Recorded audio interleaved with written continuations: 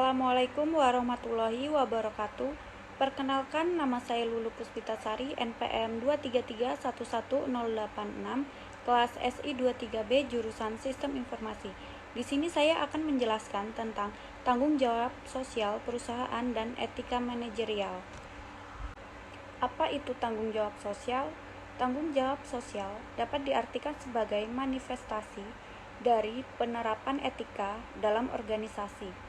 Tanggung jawab sosial juga dapat didefinisikan sebagai kewajiban perusahaan untuk merumuskan kebijakan, membuat keputusan, dan melaksanakan tindakan yang memberikan manfaat bagi masyarakat. Selanjutnya yaitu peran tanggung jawab sosial. 1. Model pemegang saham, shareholder.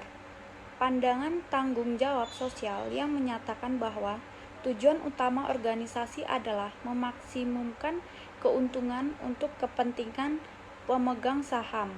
Lebih khusus lagi, jika laba meningkat, maka nilai saham perusahaan yang dimiliki oleh pemegang saham akan meningkat pula. Dan yang kedua, model pihak yang berkepentingan, stakeholder. Pihak yang berkepentingan adalah orang atau kelompok yang memiliki kepentingan yang sah dalam suatu perusahaan, karena pihak yang berkepentingan memiliki kepentingan dan dipengaruhi oleh tindakan organisasi. Mereka memiliki kepentingan dalam tindakan tersebut. Akibatnya, kelompok kepentingan akan mencoba mempengaruhi perusahaan untuk bertindak sesuai keinginan mereka. Selanjutnya, model tanggung jawab sosial. Ada 4 model pola tanggung jawab sosial, yaitu 1.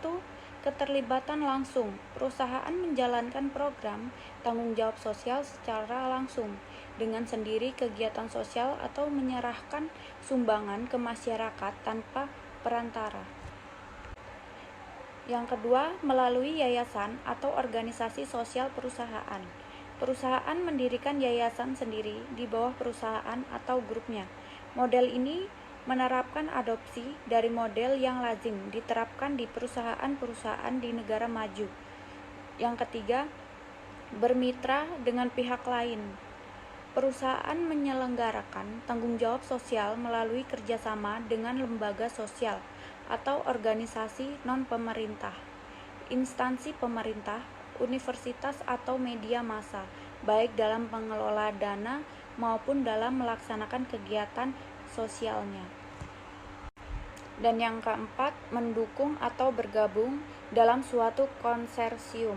Perusahaan turut mendirikan, menjadi anggota, atau mendukung suatu lembaga sosial yang didirikan untuk tujuan sosial tertentu.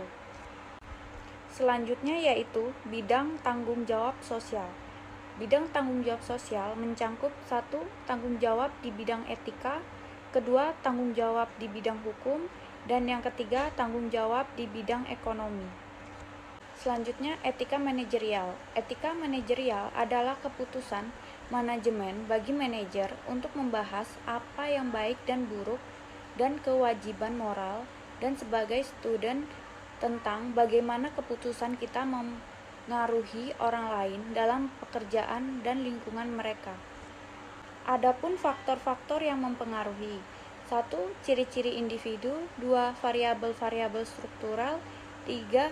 Budaya organisasi, dan keempat, tempat kendali. Mengapa perusahaan perlu menerapkan tanggung jawab sosial dan etika manajerial? Karena dapat menciptakan reputasi baik dan kepercayaan lingkungan, dan cenderung mendapatkan dukungan dari konsumen dan memenuhi kebutuhan pemangku kepentingan, setelah itu menciptakan inovasi dan keunggulan bersaing. Sekian penjelasan dari saya akhiri. Wassalamualaikum warahmatullahi wabarakatuh.